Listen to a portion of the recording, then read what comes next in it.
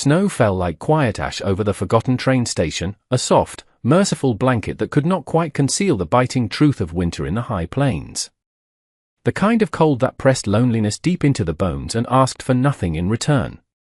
It was Christmas Eve, a night meant for warmth and company, but the wind whistling through the warped awning of the platform spoke only of isolation. Arthur Morgan, a man of 30 years with solitude etched into the lines around his eyes, reined his steady mare, Bess, under the meager shelter. His breath fogged the air, a fleeting ghost in the twilight, as if his own lungs were uncertain they belonged anywhere anymore. He had ridden into the small town of Redemption for supplies and the familiar comfort of silence, a commodity more precious than gold in his solitary life on the ranch. Instead, he found a girl. She was asleep on a hard wooden bench, snow gathering like delicate blossoms in her dark, silken hair, as though the night itself had tried to claim her. She was small, almost swallowed by the vastness of the cold, wrapped in a tattered grey cheongsam, the fabric worn thin by too many departures and too few arrivals. The high collar and simple cut of the dress were a stark, foreign elegance against the rough-hewn timber of the station. Something in him paused, a stillness that went beyond mere surprise, as if a memory he didn't know he possessed had reached out and caught his sleeve. Who left a soul alone on a night like this? In a place like this? And what kind of profound fear taught a person to sleep so still, as if hoping to be mistaken for a shadow? He wondered as the snow kept falling, each flake a tiny, silent testament to the world's indifference. He did not wake her at first. To do so felt like trespassing on whatever fragile peace she had managed to find in the heart of the storm. Her face, pale and serene in the deepening gloom, was marked by a weariness that seemed far older than her years. Her hands were tucked into her sleeves for warmth, her body curled into the smallest possible space. With a quiet sigh that mingled with the winter air, Arthur slipped off his heavy wool coat. It was a gesture of pure instinct, the same one he used for an injured foal or a newborn calf. The coat, heavy with his own body heat, was a tangible piece of his life, of the warmth he hoarded in his remote cabin. He laid it over her shoulders with a care he rarely showed to anything human. The wool settled around her, a dark, protective shield against the encroaching frost. As the warmth seeped through her thin dress, her eyes fluttered open. They were dark, the color of deep, still water, and for a moment, they held a startling, primal fear, sharp as a shard of glass. It was the terror of the hunted, the immediate assumption that any unexpected presence meant harm. He saw it flash, and then, just as quickly, it was softened by a flicker of curiosity, a slight widening of her gaze that allowed her to take a single, cautious breath. She looked at him not as a savior, but as another danger, perhaps one come to finish what the cold had begun. He lifted his hand slightly, palms open and empty, a gesture older than any language, a universal signal of peace. He had no words that could bridge the chasm of fear and suspicion in her eyes. So he offered the only thing he had. "Come home with me, if you want," he said. His voice was low and steady, unused to gentle things but trying its best. It was an offer, not a demand, a question, not a command. The wind died down for a moment, and the snow seemed to pause in its descent, listening. The entire world held its breath to see which way her life would turn. Her name was Mai, and she was 20 years old. She carried her story not in words, but in the guarded stillness of her posture, the way some people carry scars. Quietly, with no expectation of being asked or understood. The ride to his cabin was a silent passage through a world rendered in shades of white and grey. The world narrowed to the rhythmic crunch of Bess's hooves in the fresh snow and the surprising, steady warmth of Arthur's back before her. He had insisted she ride behind him, shielded from the worst of the wind. In that narrowing, in that small pocket of warmth and rhythmic sound, her memories began to rise in painful, crystalline fragments, like breath in the frigid air. She had been an orphan long before she understood the meaning of the word, sold by a starving family in a drought-stricken province of Guangdong. She was one of dozens packed into the dark, suffocating hold of a ship, promised a new life, a gold mountain in America. The reality was a form of bondage, indentured to a man named Mr. Chen, the formidable, unofficial mayor of the small, segregated corner of Redemption known as Chinatown. He had paid for her passage, and in his eyes, he owned her. Life in Mr. Chen's laundry and boarding house was one of endless, grueling work. Kindness was a mask worn only for appearances, and patience had learned the bitter shape of waiting for a debt that only seemed to grow. He was an older man, with eyes like chips of obsidian and a voice that was always coated in a layer of false courtesy. Recently, he had begun to speak of marriage. Not as a proposal, but as a transaction, a final settlement of her indenture. He spoke of it as if it were an act of charity, his voice thick with the unassailable certainty that her future belonged to him, because he had purchased it, and because he had decided it should. The night she ran had been colder than this one, fueled by a desperate, suffocating fear.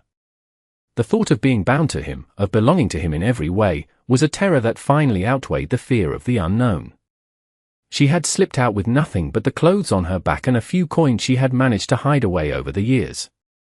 She had meant to buy a ticket on the morning train, to anywhere, to disappear into the vastness of the country. But the station had been closed, the next train not due until after Christmas. The snow had started, and her courage, along with her warmth, had begun to fail her. Dignity had pulled her heart behind as fear pushed her feet forward. Arthur did not press her for her story. He did not ask questions. As they rode, the silence he offered felt like a form of shelter, not an absence of care. It was a quiet space for her to simply exist, and it made her wonder. In her experience, men, especially white men, took what they wanted. They did not offer coats or rides or a safe, unquestioning silence. Why would a man help her without asking for anything in return? The question was a small, cautious flame flickering in the frozen landscape of her distrust. His cabin waited at the edge of the trees, half buried in snow, a sentinel against the encroaching wilderness. Smoke curled from the stone chimney, a thin, grey ribbon against the bruised twilight sky. It was a promise, a declaration that someone, somewhere, still believed in the power of warmth. Inside, the world was transformed. Firelight breathed a golden life against the rough-hewn pine walls, dancing over the simple, sturdy furniture. Frost traced delicate, feathery veins along the window panes, as if the cold itself were trying to remember what beauty looked like. The cabin smelled of pine smoke, coffee, and drying wool. It was the scent of a life lived alone, but it was not the scent of loneliness. It was the smell of self-sufficiency, of peace. Arthur gave her space in the ways that mattered most. After showing her the small cot on the far side of the hearth that he had prepared, he turned his back while she huddled by the fire, letting the warmth slowly, painfully, chase the deep chill from her bones. He set a bowl of hot stew on the small table and then busied himself with his own tasks, his movement slow and deliberate, letting the quiet settle between them without demanding it be filled with conversation. She ate ravenously, the simple meal of venison and root vegetables tasting like the most exquisite feast she had ever known. For the first time in as long as she could remember, she felt a fragile, tentative sense of safety. The storm could rage outside, the world could continue its relentless spin, but within these four walls, shielded by the quiet strength of this strange man, she was simply a young woman getting warm by a fire. Days later, when the storm had passed and the world was draped in a blinding, pristine white, they rode into town together. The fragile peace of the cabin was shattered the moment they entered the main street of redemption. Whispers followed them like drifting snow, insidious and cold. Men who had previously nodded to Arthur in greeting now looked away, their gazes hardening with suspicion. Women, clutching their shawls tighter, lowered their voices as Mai passed, their eyes filled with a mixture of curiosity and disdain. Her very existence beside him was a question they did not want asked aloud. Sheriff Thomas Hale met them outside the general store. He was a man who wore his authority like a well-oiled holster, his politeness a thin veneer over a core of rigid, unyielding prejudice. He addressed Arthur, but his eyes kept flicking to Mai, assessing her as one might assess a stray animal. "Arthur," the sheriff began, his tone deceptively casual. "Town's a bit on edge. Christmas and all. Not used to new faces." "She needed help, Sheriff," Arthur replied, his voice flat, offering no further explanation. "Help is one thing," Hale said, lowering his voice. "But you know how people are. They value peace and order. Some things, well, they're better kept separate. For everyone's sake." The implication was as clear as the winter air. Mai heard her humanity reduced to an inconvenience, a disruption to their peace and order. She felt the familiar, cold weight of being seen not as a person, but as a problem. She drew into herself, her gaze falling to the snow-covered ground, wishing she could disappear. Yet, it was in the small, unspoken moments back at the cabin that something new and delicate began to grow between them. It was in the way Arthur, noticing the worn, thin soles of her cloth slippers, sat by the fire one evening and meticulously repaired them with a piece of soft leather, his large, calloused hands surprisingly gentle. It was in the way Mai, seeing his hands chapped and raw from the cold, pressed a warm, damp cloth to them, her touch hesitant but firm. They were learning each other's rhythms without needing to name what they were becoming. He would leave a cup of hot tea for her by the fire in the morning, and she would take his wet clothes and hang them to dry without being asked. It was a language of quiet gestures, of mutual care that slowly, cautiously, began to build a bridge across the chasm of their different worlds. One evening, as she sat humming a soft, sad melody from her homeland, Arthur paused in his work of mending a leather bridle. He didn't speak, but simply listened, his expression unreadable in the flickering firelight. When she finished, a profound silence filled the room, thicker and warmer than before. "That was beautiful," he said, his voice rough. A faint blush colored her cheeks. "It is a song about a river that flows to the sea," she explained softly. "About finding your way home." He nodded, his eyes holding hers for a long moment. "You're safe here, Mai," he said, the words a simple, solid promise. And in that moment, she believed him. Their fragile peace was shattered one night by the sound of a horse outside, its heavy hooves breaking the pristine stillness of the snow-covered land. Fear, cold and immediate, crept back into the cabin on careful hooves. Arthur rose slowly, his hand resting instinctively on the handle of the axe leaning by the door. Mai's heart hammered against her ribs, a frantic bird trapped in a cage. The knock on the door was sharp and imperious. Arthur opened it a crack, his body blocking the view. Standing on the porch, his face a mask of cold fury in the moonlight, was Mr. Chen. He was flanked by two rough-looking men Arthur recognized as hired muscle from the saloon. "I have come for my property," Chen said, his voice slicing through the cold air. He did not look at Arthur, his dark eyes were fixed on Mai, who stood frozen by the hearth. "She's not property," Arthur said, his voice dangerously low.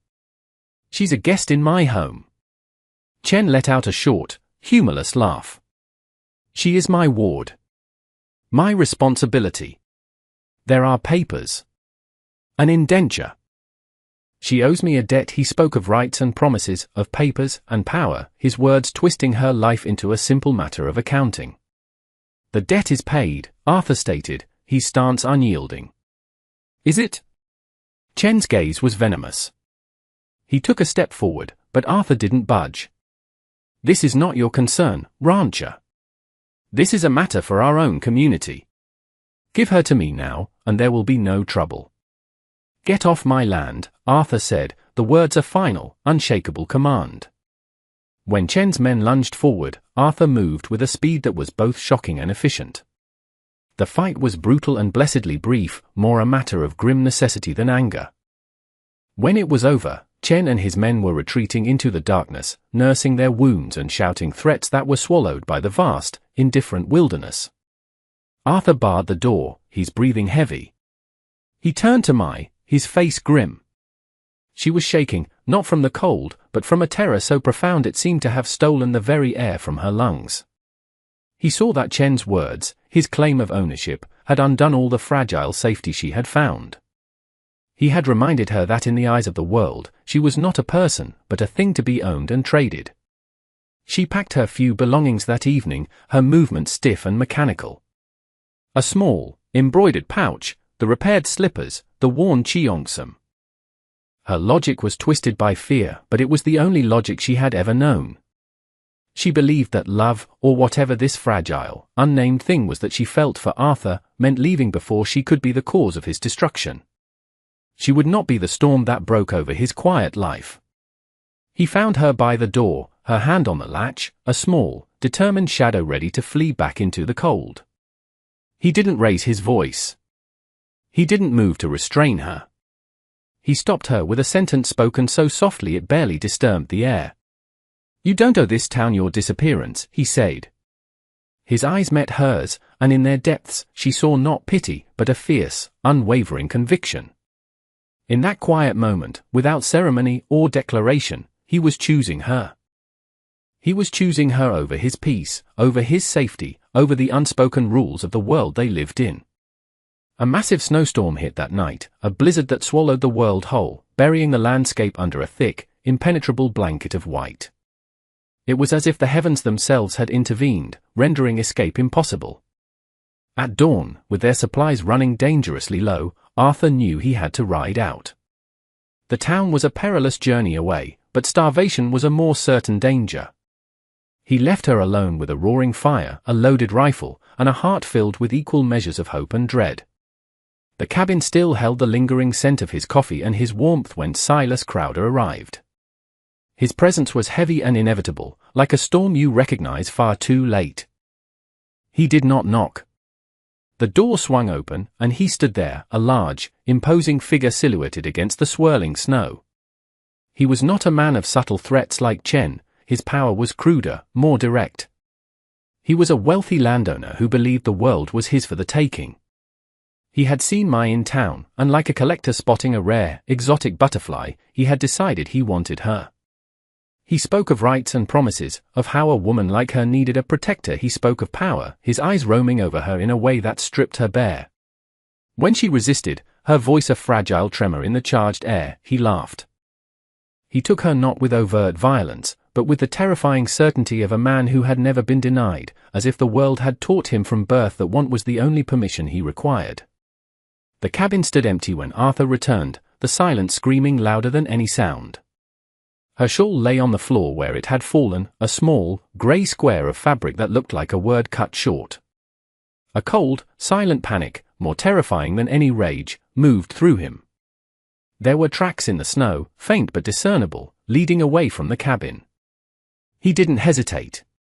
He mounted Bess, his face a grim mask of determination, and followed the trail into the vast, white emptiness. Devotion, fierce and absolute, drove him faster than thought. He found them at an abandoned line shack miles from his property. The violence that followed was not a brawl, it was a reckoning. It was brief, controlled, and utterly final, more rescue than revenge. He brought her back to the cabin, her body limp and shaking in his arms, a profound, soul-deep silence having fallen over her. That night, the fear and the trauma burned through her veins until she collapsed into a raging fever, leaving him to wonder, in the deepest, loneliest hours of the night, if saving someone was ever truly enough. Ayana drifted in a terrifying twilight world between memory and delirium. The fever took her, and she murmured fragmented phrases in a language he didn't understand, her hands clutching at blankets that weren't there. She cried out names he didn't know and flinched from shadows only she could see. Arthur stayed awake through it all, a steadfast sentinel against the encroaching darkness. He refused sleep as if his vigilance alone could be an anchor to keep her tethered to this world. He bathed her forehead with cool water, the simple act a desperate prayer. He pressed his forehead gently to hers, trying to will his own strength into her. And in the oppressive silence of the sickroom, broken only by her fevered whispers and the howling of the wind, he spoke to her. He whispered reassurances he had never practiced saying aloud, words meant only for her, for this moment. "You're safe now," he murmured over and over, his voice a low, rough anchor in the storm of her illness. "I'm here. I won't let anyone hurt you again." In the darkest hour before dawn, when her breathing was shallow and her skin was alight with a terrifying heat, he thought he was losing her. Overwhelmed by a feeling he couldn't name but couldn't bear to lose, he leaned down and kissed her. It was a soft, reverent touch on her fever-parched lips, a gesture of profound comfort rather than a claim. It was a promise whispered in the language of pure, unadorned tenderness. And outside, the snow fell without pause, a silent, white witness to a love that neither of them had yet found the words to name. By dawn, the fever broke. Her breathing evened out, and a profound stillness settled over her. As he watched the first, pale light of morning touch her sleeping face, something in him settled into a deep, unshakable certainty. The future remained unwritten, a blank, white page like the landscape outside, but he knew, with a conviction that resonated in his very soul, that he would not face it alone. Recovery came slowly, measured not in days, but in small, quiet victories. The first time she was able to sit up on her own. The first time she drank a full cup of broth. The first time a genuine, though fleeting, smile touched her lips. It was a journey they took together, marked by shared glances that held more meaning than entire conversations. When they were finally able to speak of it honestly, the words were hesitant and fractured, but the act of speaking felt like stepping onto solid ground after a long and treacherous crossing. It was in that fragile, honest space that Arthur asked her to be his wife. It was not an offer of rescue, not a transaction born of pity or duty. He offered it as a partnership, a joining of two solitary souls who had found an unlikely home in each other. His hands were open when he asked, just as they had been at the train station, offering a choice, not an obligation. Iona accepted with tears that streamed down her face, tears that carried the weight of her past but were, for the first time, tears of agency, not of gratitude or fear. They were the tears of a woman who was choosing her own future. Sheriff Hale confronted them one last time on the steps of the town's small courthouse, his face a mixture of disbelief and grudging respect. He was a man torn between the rigid letter of the law and the undeniable pull of his own conscience. The town, too, divided itself along lines of prejudice and principle that had always existed but had never been so starkly tested. As preparations for the small ceremony began, a strange curiosity lingered in the air, a question hanging unspoken in the winter chill: could a love so defiantly unconventional truly survive being seen? The ceremony was small and reverent, held not in a church, but beneath a vast, pale sky that felt as though the world itself had gone quiet to listen. Snow drifted down in slow, deliberate spirals, settling on shoulders and eyelashes like a benediction rather than a burden. For the first time all winter, the snow did not feel cruel. It felt chosen. Iona stood beside Arthur, her hand in his. Her fingers trembled, not from the cold, but from the sheer enormity of being seen, of being chosen, and of choosing to stay. When she lifted her eyes to his, the years of running, of hiding, of being invisible, seemed to loosen their suffocating hold on her breath. The silence around them was profound, broken only by the gentle hush of the falling snow. In that stillness, their heart spoke louder than any gathered witness ever could. Their vows were not grand or poetic, rehearsed for an audience. They were simple, honest, and stripped bare, and in their raw sincerity, they made the very air feel warmer. Arthur's voice, usually so steady, wavered with emotion when he promised her a home that would never demand her disappearance. He promised her his strength, his protection, and his unwavering heart. Iona's tears fell freely, tracing clean paths on her cheeks as she vowed to stand with him, to build a life with him, even when the world turned its face away. Their hands shook as they exchanged simple, hammered tin rings, as if the future itself, vast and unknown, were passing through them. When they pressed their foreheads together, it felt less like a gesture and more like a prayer that had already been answered. Even Sheriff Hale, standing at the edge of the small gathering, felt something in his chest shift, an unaccustomed thawing in a place long frozen by prejudice and duty. He was witnessing something undeniable, a love that could not be argued against or quietly undone by whispers and threats. It simply was. When it was over, when the last words had settled into the snow-covered earth, Arthur kissed his wife. It was a kiss that held both the promise of a shared future and the memory of a desolate train station. It was a kiss that sealed their defiant choice. The few townspeople who had gathered to watch did so in silence, as if witnessing something they had once refused to even imagine. Together, they stepped forward, husband and wife, their footprints marking a single, shared path where there had once been none. And the snowfall closed softly behind them, like a door to a new world, a world they would build together, leaving the old one changed in a way that could never be taken back. After they were married, happiness did not arrive with a flourish of trumpets or a sudden, miraculous ease. It came the way the sun does after a long storm, or the way the snow finally melts in the spring. Quietly, patiently, and with absolute certainty. It wove itself into the fabric of their everyday lives, creating a tapestry of shared moments that became the foundation of their world. Mornings began with the smell of brewing coffee and frying bacon, the simple domestic rituals a comforting anchor in the vast wilderness. They would eat at the small pine table, their knees brushing beneath it, a casual intimacy that spoke volumes. Smiles were exchanged over steaming mugs before words found the courage to rise in the early morning quiet. Laughter, a sound that had once been a stranger in the cabin, began to warm its corners, chasing away the lingering ghosts of loneliness. When Arthur brushed snow from Iona's hair after she came in from the cold, he did it slowly, with a deliberate tenderness, as though each delicate snowflake were a vow he intended to keep for the rest of his life. In those moments, she would close her eyes, a gesture of complete and utter trust. She was trusting not just his hands, but the future they were building together, one quiet moment at a time. The hostile world beyond their window, with its harsh judgments and cold stares, felt very far away. In the evenings, she would often sing while he mended tack by the warm glow of the lamplight.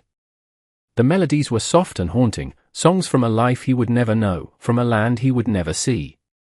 Her voice wove itself into the very wood and stone of the cabin, becoming as much a part of the home as the fire in the hearth, a gentle memory that lingered even after the song had ended. Arthur would pause in his work sometimes, his hands still, just to listen. A tightness would grip his chest, a powerful, protective tenderness he had never learned how to name. He would watch the woman who had once slept on a frozen bench, a ghost at the edge of the world, now moving with a quiet, confident grace through the rooms of his heart. When she caught him looking, her lips would curve into a shy, knowing smile, and he would reach for her hand across the small space between them, as if the simple, solid act of holding it could keep time from stealing anything precious. Slowly, imperceptibly, the cabin ceased to be merely a refuge from the world. It became a world unto itself, a sanctuary that the outside world could not touch. And that transformation felt like a state of grace. The town's whispers did not vanish overnight. Prejudice, like a deep winter frost, takes a long time to thaw. But eventually, the whispers softened, and then, for the most part, they fell away. Not because the people of Redemption suddenly had a grand revelation of tolerance, but because Arthur and Iona's love proved itself to be steadier and more enduring than their judgment. Its quiet persistence was a force they could not deny. They walked through the rest of that winter, and the many winters that followed, side by side. They were no longer afraid of the cold, for they had learned to find warmth in shared glances, in hands that instinctively found each other, in the thousands of unspoken promises that made up a marriage. A deep and lasting peace settled over them like a second snowfall, one that was gentle, enduring, and, above all, earned. As the snow continued to fall year after year, it seemed to slow time itself around their small piece of the world, giving them the space to love each other fully, deeply, and without apology, as though the world had finally learned to breathe at the same patient, steady pace as their hearts. Years later, winter still returned as faithfully as breath, and the snow still fell upon the land, blanketing the mountains and the plains in a familiar, pristine white. But it no longer felt like something to be survived.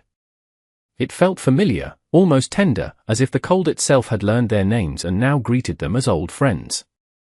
Arthur's hair had silvered at the temples, and fine lines, etched by laughter and worry, fanned out from the corners of his eyes. Iona's laughter, once a rare and fragile thing, now carried a rich, resonant depth, shaped by years of being unconditionally cherished. Yet when they stood together at the cabin window, watching the first snowfall of the season, their hands still found each other with the same quiet, unerring certainty they had on their wedding day. Love had not softened them into complacency. It had steadied them. It had forged a strength in them that was both resilient and gentle, teaching their hearts how to endure the harshest of seasons without hardening. That profound truth lived in every shared glance across the dinner table, in every unspoken understanding that passed between them in the comfortable silence of their evenings. Their life together was a mosaic made of small, luminous acts of devotion. It was in the way Arthur still rose before dawn every winter morning to build the fire in the stove, so that the creeping cold would never touch her first. It was in the way Iona would rest her head against his shoulder as they sat by the fire, a simple, trusting gesture that communicated a world of safety and belonging. It was the safest place the world had ever offered her, and it always would be. They did not speak often of the past, of the train station or of the men who had tried to claim her. They did not need to. That past lived gently in their profound care for one another, its sharp edges worn smooth by time and tenderness. The wounds had been transformed into a quiet wisdom, a deep understanding of the fragility and preciousness of the life they had built. What they had now required no witnesses, no town approval, no sheriff's reluctant acceptance. It required only time, and even time, that relentless thief, seemed to move more slowly around them, reluctant to disturb a love so patiently and bravely earned. If you were to listen closely, the old soul telling this story might lean toward you here, their voice lowered not in secrecy, but in reverence. They would remind you that love is never about possession. It is, and always has been, about shelter offered freely. It is the quiet, profound recognition that says, I see you, all of you, and you may stay. It is the courage to choose kindness when cruelty would be so much easier, the grace to open your hands in offering instead of closing them into a fist. And it is the unwavering faith to offer your own coat to a stranger in the cold, trusting that sometimes, the truest, most enduring love begins exactly there, unfolding quietly and unexpectedly in the snow, where only the heart can truly hear.